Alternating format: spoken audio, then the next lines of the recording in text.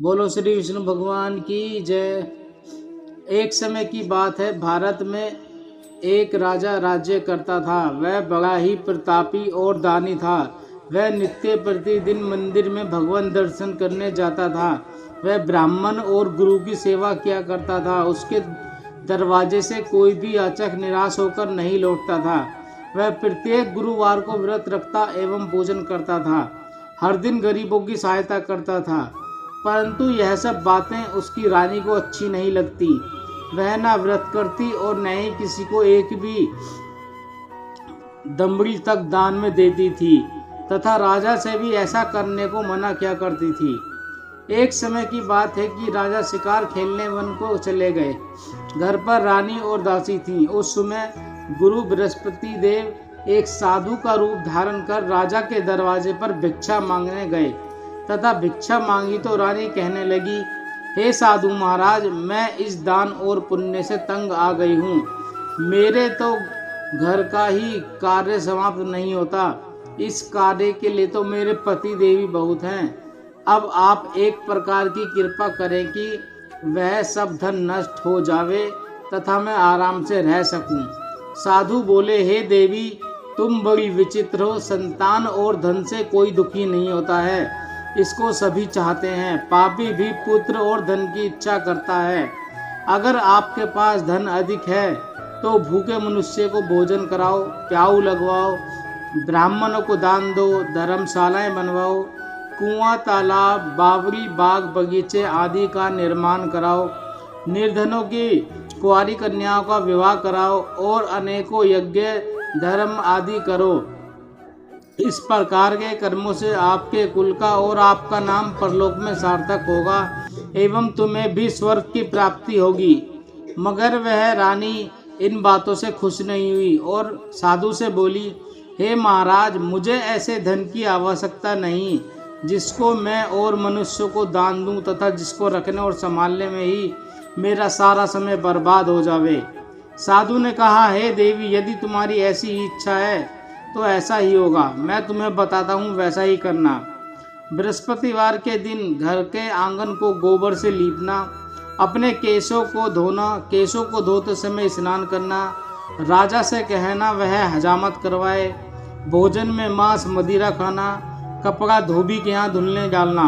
इस प्रकार 7 बृहस्पतिवार करने से तुम्हारा सारा धन नष्ट हो जाएगा। ऐसा कहकर वह साधु महाराज वहां से अंतर ध्यान हो गए। रानी ने साधु के कहे अनुसार वैसा ही किया। 3 बृहस्पतिवार ही बीते थे कि उसका समस्त धन नष्ट हो गया और भोजन के लिए दोनों समय परिवार तरसने लगा और सांसारिक भोगों से दुखी रहने लगा। तब वह राजा रानी से कहने लगा कि रानी, तुम यहाँ पर रहो, मैं दूसरे देश को जाऊं, क्योंकि यहाँ पर मुझे सभी मनुष्य जानते हैं, इसलिए कोई कार्य भी नहीं कर सकता। देश चोरी परदेश भीख मांगने के बराबर है। ऐसा कहकर राजा परदेश चला गया। वहां जंगल को जाता, लकड़ी काट कर लाता और शहर में बेचता। इस तरह जीवन व्यतीत करने लगा। इधर राजा के घर रानी और दासी दुखी रहने लगी। किसी दिन भोजन मिलता और किसी दिन जल पीकर ही रह जाती। एक समय रानी और दासी को 7 दिन बिना भोजन के व्यतीत करने पड़े तो रानी ने अपनी दासी से कहा, हे दासी, यहाँ पास ही के नगर में मेरी बहन रहती है। वह बड़ी धनवान है। तू उसके पास जा और वहाँ से 5 सेर बेजर मांग ला, जिससे कुछ समय के लिए गुजारा हो जाएगा। इस प्रकार रानी की आज्ञा मानकर दासी उनकी बहन के पास गई। रानी की बहन उस समय पूजन कर रही थी, क्योंकि उस दिन बृहस्पतिवार था। जब दासी ने रानी की बहन को देखा और उससे बोली, हे रानी, मुझे आपकी बहन ने भेजा है, मेरे लिए 5 सेर बेजर दे दो। इस प्रकार दासी ने यह बात अनेक बार कही, परंतु रानी ने कुछ उत्तर न दिया, क्योंकि वह उस समय बृहस्पतिवार का व्रत कथा सुन रही थी। इस प्रकार जब बांदी को किसी प्रकार का उत्तर नहीं मिला तो वह बहुत दुखी हुई एवं उसे क्रोध भी आया और लौटकर अपने गांव आई और रानी के पास आकर बोली, हे रानी, तुम्हारी बहन तो बहुत ही अधमीन है, वह छोटे मनुष्य से बात भी नहीं करती। इसलिए मैंने उससे कहा तो उसने कोई उत्तर नहीं दिया। मैं वापस चली आई। रानी बोली, हे दासी, इसमें उसका कोई दोष नहीं है। जब बुरे दिन आते हैं तब कोई सहारा नहीं देता। अच्छे बुरे का पता तो आपत्ति में ही लगता है। जो ईश्वर की इच्छा होगी वही होगा। यह सब हमारे भाग्य का दोष है।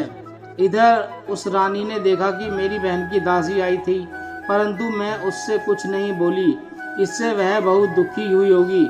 यह सोच और कथा को सुन और विष्णु भगवान का पूजन समाप्त कर वह रानी बहन के घर चल दी और जाकर अपनी बहन से कहने लगी, बहन, मैं बृहस्पतिवार का व्रत कर रही थी, तुम्हारी दासी आई, परंतु जब तक कथा होती है तब तक हम लोग न उठते हैं और न बोलते हैं, इसलिए मैं नहीं बोली। कहो दासी क्यों गई थी? रानी बोली, बहन, हमारे घर अनाज नहीं था।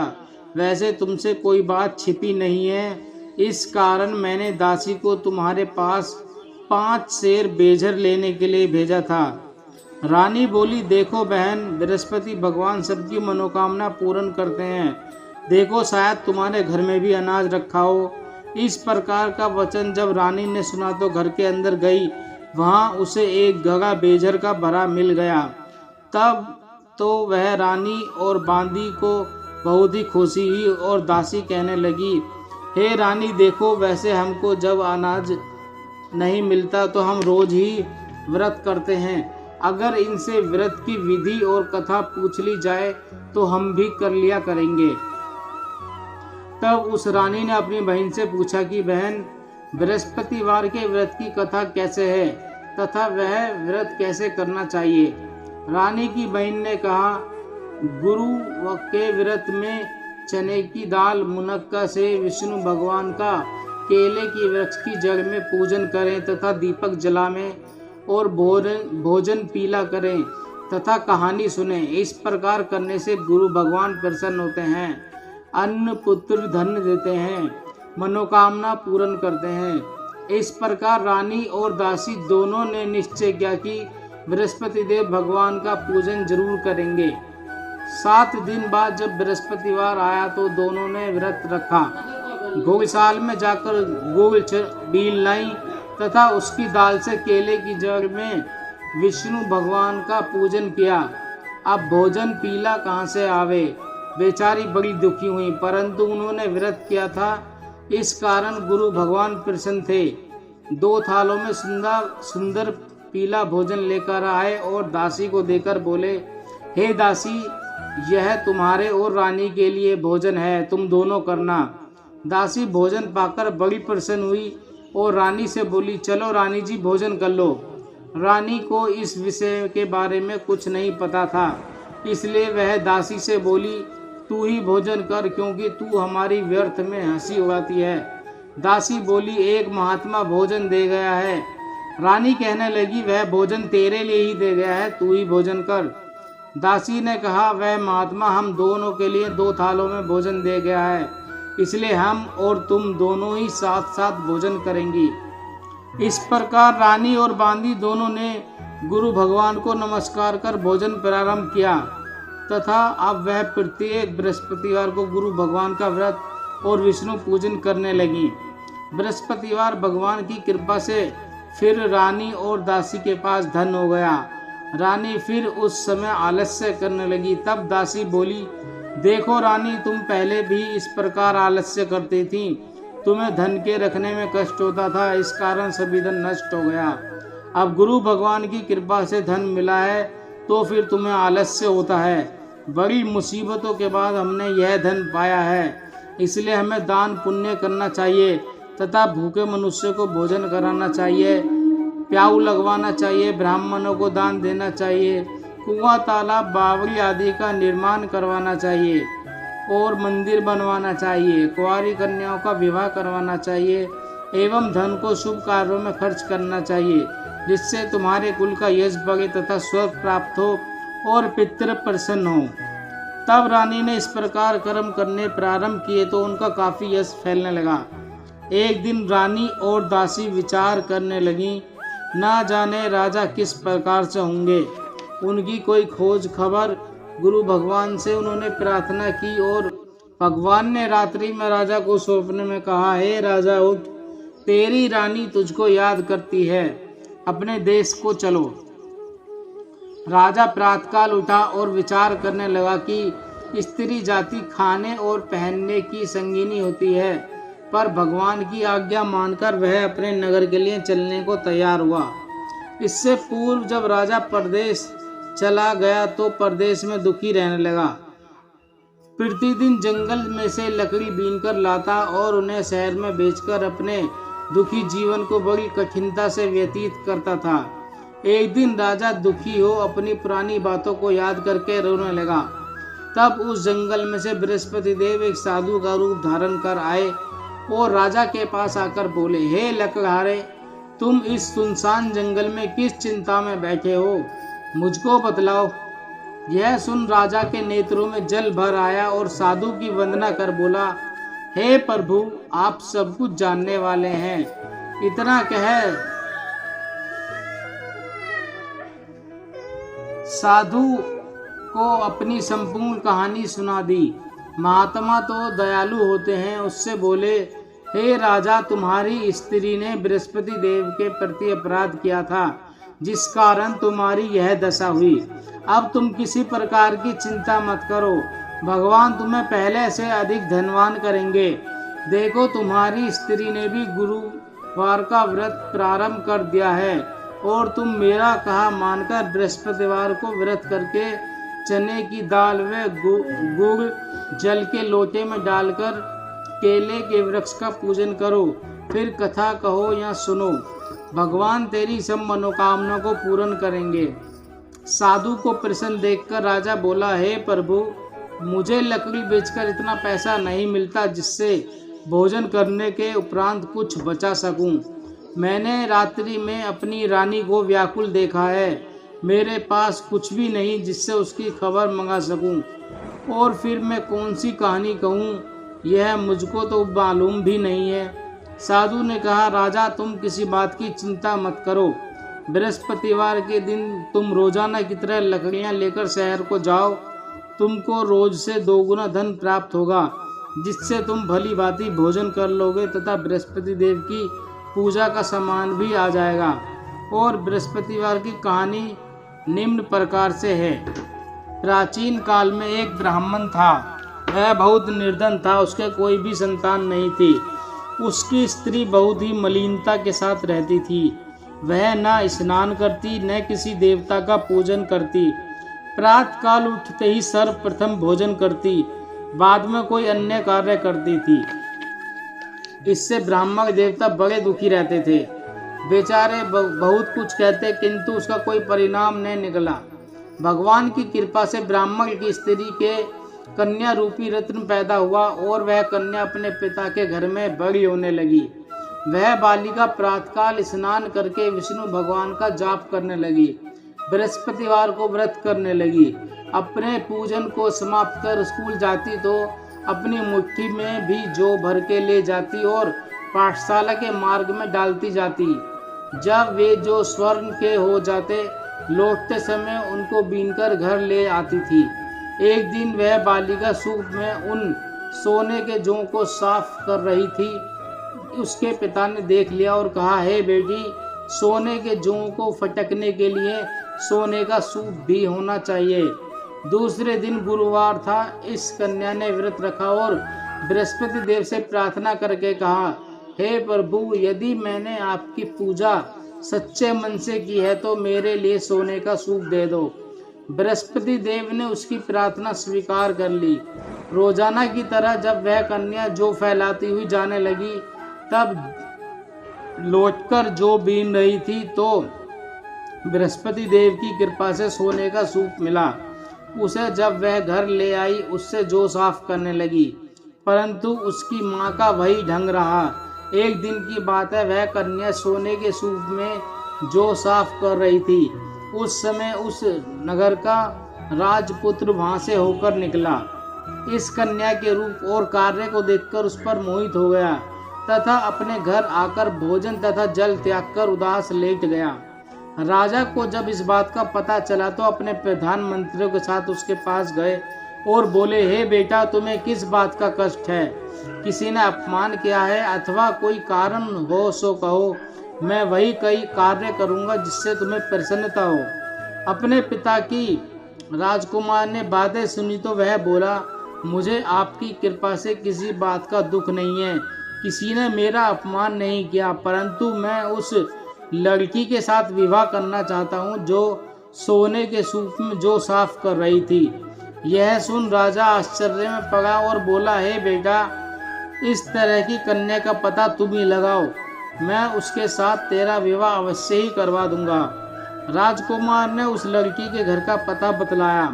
तब मंत्री उस लड़की के घर गए और ब्राह्मण देवता को सभी हाल बतलाया। ब्राह्मण देवता राजकुमार से साथ अपनी कन्या का विवाह करने के लिए तैयार हो गए तथा विधि विधान के अनुसार ब्राह्मण की कन्या का विवाह राजकुमार के साथ हो गया। कन्या के घर से जाते ही पहले की भांति उस ब्राह्मण देवता के घर में गरीबी का निवास हो गया। अब भोजन के लिए अन्न भी बड़ी मुश्किल से मिलता था। एक दिन दुखी होकर ब्राह्मण देवता अपनी पुत्री के पास गए। बेटी ने पिता की दुखी अवस्था देखी और माँ का हाल पूछा। तब ब्राह्मण ने सभी हाल कहा। कन्या ने बहुत सा धन देकर अपने पिता को विदा कर दिया। इस तरह ब्राह्मण का सब कुछ समय सुखपूर्वक व्यतीत हुआ। कुछ दिन बाद फिर वही हाल हो गया। ब्राह्मण फिर अपनी कन्या के यहाँ गया और सभी हाल कहा तो लड़की बोली, पिताजी, आप माता जी को यहाँ लेवा लाओ, मैं उसे विधि बता दूंगी जिससे गरीबी दूर हो जाएगी। वह ब्राह्मण देवता अपनी स्त्री को साथ लेकर पहुँचे तो पुत्री अपनी माँ को समझाने लगी, हे माँ, तुम प्रातःकाल उठकर प्रथम स्नान आदि करके विष्णु भगवान का पूजन करो तो सब दरिद्रता दूर हो जाएगी। परंतु उसकी माँ ने एक भी बात नहीं मानी और प्रातःकाल उठकर अपने बच्चों की झूठन को खा लिया। एक दिन उसकी पुत्री को बहुत गुस्सा आया और एक रात कोठरी से सभी सामान निकाल दिया और अपनी माँ को उसमें बंद कर दिया। प्रातःकाल उसमें से निकाला तथा स्नान आदि करा के पाठ करवाया तो उसकी माँ की बुद्धि ठीक हो गई। फिर प्रत्येक बृहस्पतिवार को व्रत रखने लगी। इस व्रत के प्रभाव से उसकी माँ भी बहुत ही धनवान तथा पुत्रवती हो गई और बृहस्पति जी के प्रभाव से स्वर्ग को प्राप्त हुई तथा वह ब्राह्मण भी सुखपूर्वक इस लोक के सुख भोग कर स्वर्ग को प्राप्त हुआ। इस तरह कहानी कहकर साधु देवता वहां से लोप हो गए। धीरे धीरे समय व्यतीत होने पर फिर वही बृहस्पतिवार का दिन आया। राजा जंगल से लकड़ी काटकर शहर में बेचने गए और उसे दिन से अधिक पैसा मिला। राजा ने गुड़ चना आदि लाकर गुरुवार का व्रत किया। उस दिन से उसके सभी कलेश दूर हो गए। परंतु जब अगला गुरुवार का दिन आया तो बृहस्पतिवार का व्रत करना भूल गया। इस कारण बृहस्पति भगवान नाराज हो गए।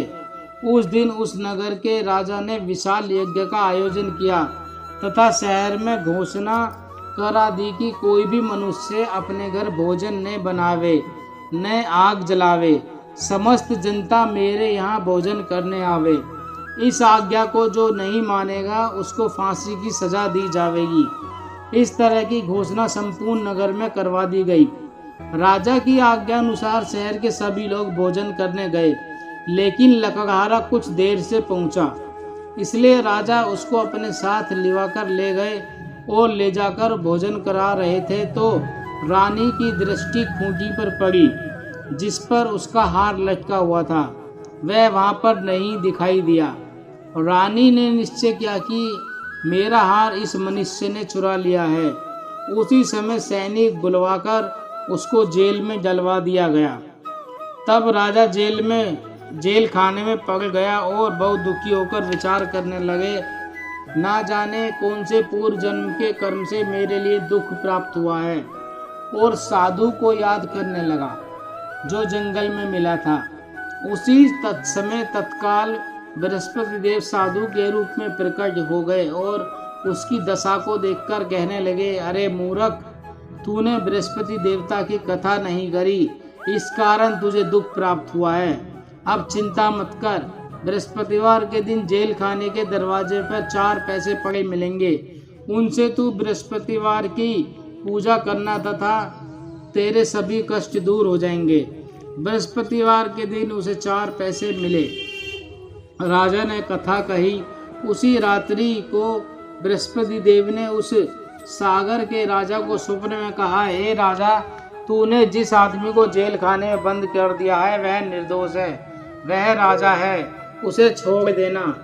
रानी का हार उसी खूंटी पर लटका हुआ है, अगर तूने ऐसा नहीं किया तो मैं तेरे राज्य को नष्ट कर दूंगा। इस तरह के रात्रि के स्वप्न को देख राजा प्रातःकाल उठा और खूंटी पर हार देखकर लकड़हारे को बुलाकर क्षमा मांगी तथा उस राजा को योग्य सुंदर वस्त्र आभूषण देकर विदा किया तथा गुरुदेव की आज्ञा अनुसार राजा अपने राज्य को चल दिया।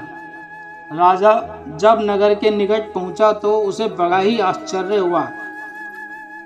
नगर में पहले से अधिक बाग, तालाब और कुएं तथा बहुत से धर्मशालाएं, मंदिर आदि बन गईं। राजा ने पूछा, यह किसका बाग और धर्मशाला है? तब नगर के सब लोग कहने लगे, यह सब रानी और दासी के हैं। तो राजा को आश्चर्य हुआ और गुस्सा भी आया।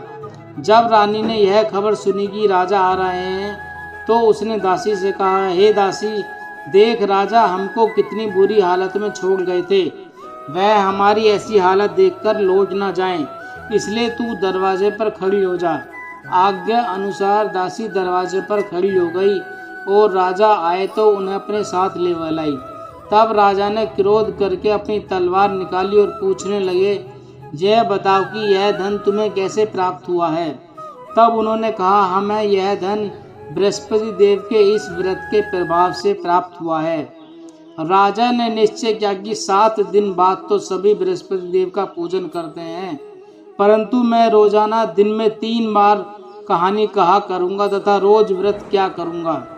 अब हर समय राजा के दुपट्टे में चने की दाल बंधी रहती तथा दिन में 3 बार कहानी कहता। एक दिन राजा ने विचार किया कि चलो अपनी बहन के यहाँ हो आवे। इस तरह निश्चय कर राजा घोड़े पर सवार हो अपनी बहन के यहाँ चलने लगा। मार्ग में उसने देखा कि कुछ आदमी एक मुर्दे को लिए जा रहे हैं। उन्हें रोककर राजा ने कहा, अरे भाई, मेरी बृहस्पति देव की कहानी सुन लो। वे बोले, लो, हमारा तो आदमी मर गया है और इसे अपनी कथा की पड़ी है। परंतु कुछ आदमी बोले, अच्छा कहो, हम तुम्हारी कथा भी सुनेंगे। राजा ने दाल निकाली और जब कथा आदि हुई तो मुर्दा हिलने लगा और जब कथा समाप्त हो गई तो राम राम करके वह मनुष्य खड़ा हो गया। राजा आगे बढ़ा। आगे मार्ग में उसे एक किसान खेत में हल चलाता मिला। राजा ने उसे देखा और उससे बोला, अरे भैया, तुम मेरी बृहस्पतिवार की कथा सुन लो। किसान बोला, जब तक मैं तेरी कथा सुनूंगा तब तक मैं 4 हरिया जोत लूंगा। जा अपनी कथा किसी और को सुनाना। इस तरह राजा आगे चलने लगा। राजा के हटते ही बैल पछाड़ खाकर गिर गया तथा किसान के पेट में भी बहुत जोर से दर्द होने लगा। उस समय उसकी माँ रोटी लेकर आई। जब उसने यह देखा तो अपने पुत्र से सब हाल पूछा। बेटे ने सभी हाल कह दिया तो बुढ़िया दौड़ी दौड़ी उस घुड़सवार के पास गई और उससे बोली, मैं तेरी कथा सुनूंगी, तू अपनी कथा मेरे खेत पर चलकर ही कहना। राजा ने बुढ़िया के खेत पर जाकर कथा कही, जिसके सुनते ही बैल खड़े हो गए तथा किसान के पेट का दर्द भी बंद हो गया। राजा अपनी बहन के घर पहुंचा तो बहन ने भाई की खूब मेहमानी की। दूसरे दिन सवेरे राजा जागा तो देखा कि सब लोग भोजन कर रहे हैं। राजा ने अपनी बहन से कहा, ऐसा कोई मनुष्य है जिसने भोजन नहीं किया हो? मेरी बृहस्पतिवार की कथा सुन ले। बहन बोली, हे भैया, यह देश ऐसा ही है, पहले यहाँ लोग भोजन करते हैं, बाद में अन्य काम करते हैं। अगर कोई पड़ोस में हो तो देख आऊं। ऐसा कह वह देखने चली, परंतु उसे कोई भी ऐसा व्यक्ति नहीं मिला जिसने भोजन न किया हो। अतः वह एक कुम्हार के घर गई जिसका लड़का बीमार था। उसे मालूम हुआ कि उनके यहाँ 3 दिन से किसी ने भोजन नहीं किया है। रानी ने अपने भाई की कथा सुनने के लिए कुम्हार से कहा तो वह तैयार हो गया। राजा ने जाकर बृहस्पतिवार की कथा कही, जिसको सुनकर उसका लड़का ठीक हो गया। अब तो राजा की प्रशंसा होने लगी। एक दिन राजा ने अपनी बहन से कहा कि हे बहन, हम अपने घर जाएंगे, तुम भी तैयार हो जाओ। राजा की बहन ने अपनी सास से कहा तो सास बोली, हाँ चली जा, परंतु अपने लड़कों को मत ले जाना, क्योंकि तेरे भाई के कोई औलाद नहीं होती है। बहन ने अपने भैया से कहा, हे भैया, मैं तो चलूंगी, लेकिन कोई बालक नहीं जाएगा। राजा बोला, जब कोई बालक नहीं चलेगा तब तुम ही क्या करोगी। बड़े दुखी मन से राजा अपने नगर को लौट आया। राजा ने अपनी रानी से कहा, हम निर्वंशी राजा हैं, हमारा मुंह देखने का धर्म नहीं है, और कुछ भोजन आदि नहीं किया। रानी बोली, हे प्रभु, बृहस्पति देव ने हमें सब कुछ दिया है, वे हमें औलाद भी अवश्य देंगे। उसी रात को बृहस्पति देव ने राजा से स्वप्न में कहा, हे राजा, उठ, सभी सोच को त्याग दे, तेरी रानी गर्भ से है। राजा को यह बात सुन बड़ी खुशी हुई। 9वें महीने में उसके गर्भ से एक सुंदर पुत्र पैदा हुआ। तब राजा बोला, हे रानी, स्त्री बिना भोजन के रह सकती है, बिना कहे नहीं रह सकती। जब मेरी बहन आवे तो तुम उससे कुछ कहना मत। रानी ने सुनकर हाँ कर दिया। जब राजा की बहन ने यह शुभ समाचार सुना तो वह खुश हुई तथा बधाई लेकर अपनी भाई के यहाँ आई। तभी रानी ने कहा, घोड़ा चढ़कर तो नहीं आई, गधा चढ़ी आई। राजा की बहन बोली, भाभी, मैं इस प्रकार न कहती तो तुम्हें औलाद कैसे मिलती। बृहस्पति देव ऐसे ही हैं, जैसी जिसकी मन में कामनाएं हैं सभी को पूर्ण करते हैं। जो सद्भावना पूर्वक बृहस्पतिवार का व्रत करता है एवं कथा पढ़ता है अथवा कथा सुनता है और दूसरों को सुनाता है, बृहस्पति देव उनकी सभी मनोकामनाओं को पूर्ण करते हैं। भगवान बृहस्पति देव उनकी सदैव रक्षा करते हैं। संसार में सद्भावना से भगवान का पूजन व्रत सच्चे हृदय से करते हैं, उनकी सभी मनोकामनाएं पूर्ण करते हैं। जैसे सच्ची भावना से रानी और राजा ने उनकी कथा का गुणगान किया तो उनकी सभी इच्छाएं बृहस्पति देव जी ने पूर्ण की थी। इसलिए सबको कथा सुनाने के बाद प्रसाद लेकर जाना चाहिए। हृदय से उसका मनन करते हुए जयकारा बोलना चाहिए। बोलो बृहस्पति देव की जय, विष्णु भगवान की जय, लक्ष्मी माता की जय, बृहस्पति देव जी की। ओम जय बृहस्पति देवा, ओम जय बृहस्पति देवा। छिनी छिनी भोग लगाऊं, कदली फल मेवा। ओम जय बृहस्पति देव। तुम पूरन परमात्मा, तुम अंतर्यामी, स्वामी तुम अंतर्यामी। जगत पिता जगदीश्वर, तुम सबके स्वामी। ओम जय बृहस्पति देवा। चरणामृत निज निर्मल, सब पातक हरता, स्वामी सब पातक हरता। सकल मनोरथ दायक, कृपा करो भरता। ओम जय बृहस्पति देवा। तन मन धन अर्पण कर, जो जन शरण पवे, प्रभु जो जन शरण पवे। प्रभु प्रकट होकर आकर द्वार कर। ओम जय बृहस्पति देवा। दीन दयाल दयानिधि, भक्तन हितकारी, स्वामी भक्तन हितकारी। पाप दोष सब हरता, भव बंधन हारी। ओम जय बृहस्पति देवा। सकल मनोरथ दायक, सब संशय हारो, स्वामी सब संशय हारो। विषय विकार मिटाओ, संतन सुखकारी। ओम जय बृहस्पति देवा।